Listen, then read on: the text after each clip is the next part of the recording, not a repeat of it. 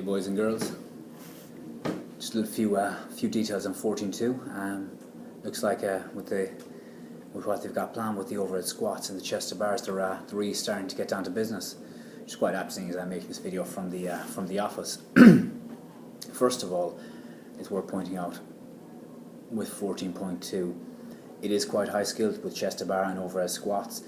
You may not have chest to bars or overhead squats, overhead squats with good techniques. So therefore, just because the open doesn't mean now is not the time, doesn't mean you shouldn't scale. And I'd be happy for people to scale this and do ranges of motion, do a quality range of motion, rather than just, hey look, I got below parallel with this dog shit position, I'm on my toes and I'm not doing anything any good. So, feel free to scale. Don't do chest to bars, throw in some really good strict ring rows and get a good workout out of it, rather than throwing in some dog shit movements and getting nothing for it. With that said, just some tips then on the actual workout itself. First of all, we're going to be doing overhead squats, which is quite challenging from a flexibility point of view. So our ankles, hips and shoulders are going to need a good warm up. As always, I like to, when I've got a weight in a workout, I like to warm up heavy. So if this workout is about 43 kilos, for me, I'll be warming up to kind of 60-70 kilos for a few reps of my overhead squat, just to kind of, when I get in there, it's feeling light and I can move well. Just with our pull-ups, make sure you're pulling your hips high and then to the bar, like that, like a ring row range of motion. So it's pulling to the bar rather than kind of putting right up through it. It'll just easier to keep that to get that good technique and actually coming to the bar as opposed to going up through. It'll make it a lot easier if you get those hips nice and high rather than just trying to pull a really long pull-up.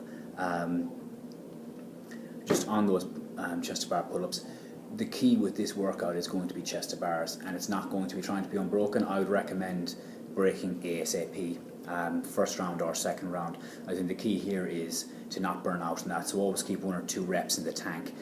From watching the videos of the girls last night, the CrossFit videos with the girls last night, that is, Camille's a bodyweight ninja. She's spectacular when it comes to it, but she, for me, broke too late, and that's what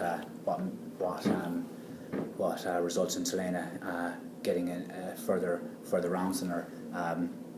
So therefore, make your first chest to bars your biggest. So like, for example, in the first round, 10 reps, maybe do a 6 and a 4, or a 4-4, or a 4-4 and a 2, or 4-3-3 as it were.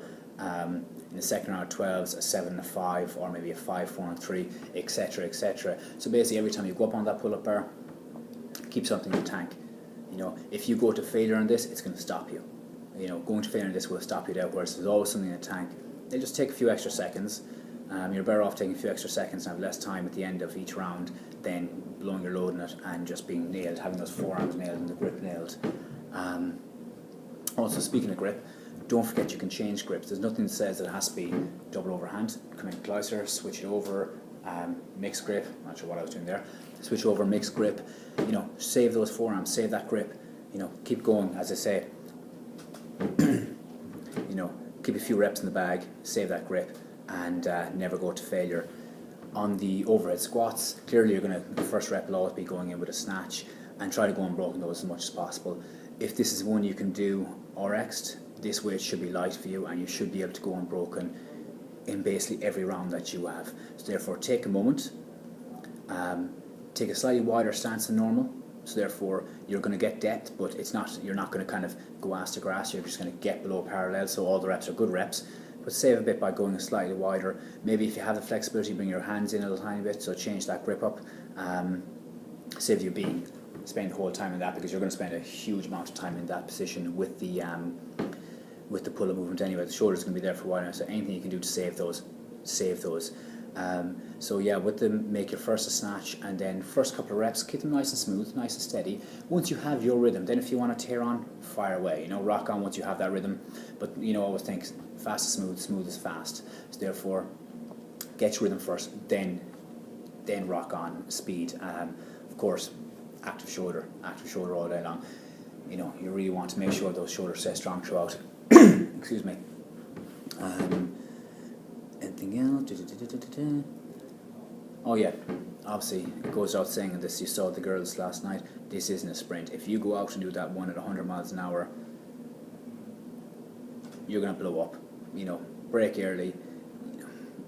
Don't go out too hard in this. The first round is irrelevant. Second round is irrelevant. It's all about later rounds. If you go out too early, you're gonna blow up. So therefore, break as early as possible.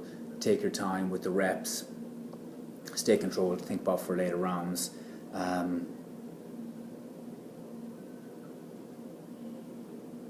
Yeah, I think that's what we got. And the main point, obviously, with these is, you know, these are challenging. Overhead squats and chest to bars are challenging. If you don't have them already, you're going to get a chance to practice those and potentially get them for the first time. So get some PBs here, have some fun.